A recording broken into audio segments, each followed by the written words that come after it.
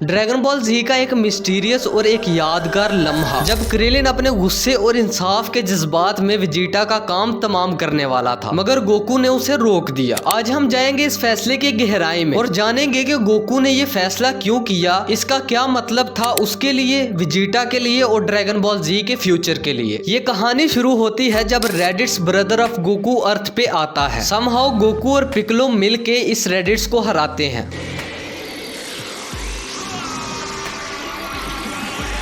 और यहाँ शुरू होता है सेंस का एक न्यू मिशन, अर्थ पे कब्जा करने का। ये लड़ाई सेंस के लिए तो सिर्फ एक मिशन थी, लेकिन जी फाइटर्स के लिए ये उनके प्लेनेट का सवाल था। गोकू और उसके दोस्त अपनी जमीन बचाने के लिए अपनी जान मार देते हैं। पहले काफी देर तक वो निपटते हैं नापा से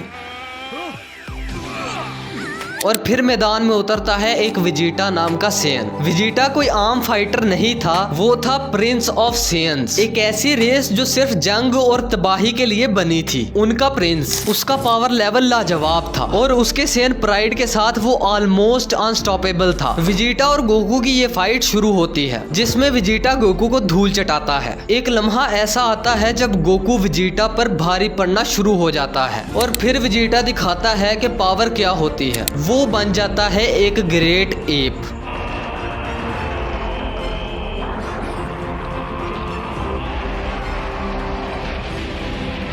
और उसके बाद वेजिटा जी फाइटर्स पे भारी पड़ना शुरू हो जाता है। गोहान, क्रिलिन और गोकू और थोड़ी सी किस्मत के साथ ये वेजिटा को टेक डाउन कर देते हैं। वेजिटा हार गया था और मौत के बहुत करीब था और क्रिलिन को मिलता है एक मौका सेयन प्रिंस को मारने का, इस खतरे को हमेशा के लिए यहीं पे खत्म कर देने का। वेजिटा को मारने के लिए उसके पास हर वजह थी। वेजिटा ने उसके दोस्तों को कत्ल किया, शहरों को तबाह कर दिया और किसी पर भी रहम नहीं किया। मगर जैसे ही क्रिलिन आखिरी वार करने वाला था, गोकू की आवाज आती है,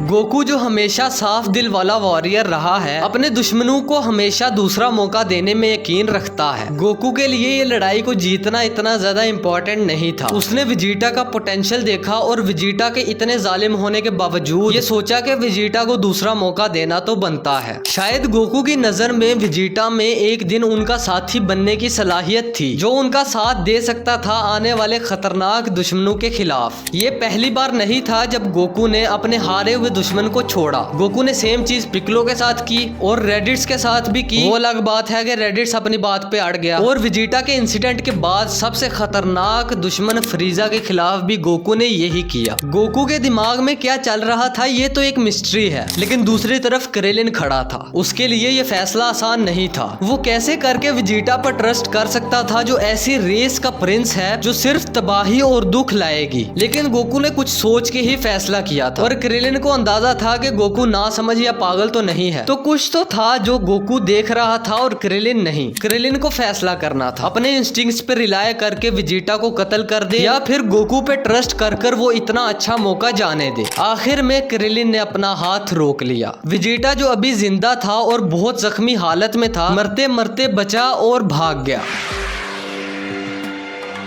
एक लम्हे के लिए क्रिलिन को ऐसा लगा कि ये गलती थी, एक मौका था जो चला गया। वेजिटा प्रिंस ऑफ सेयन्स अब और भी ताकतवर होकर आएगा और पता नहीं अर्थ के साथ क्या करेगा। लेकिन फिर नेमिक सागा में चीजें कुछ ऐसी बदली कि वेजिटा को भी बदलना पड़ा। वक्त के साथ साथ वेजिटा चेंज होने लगा।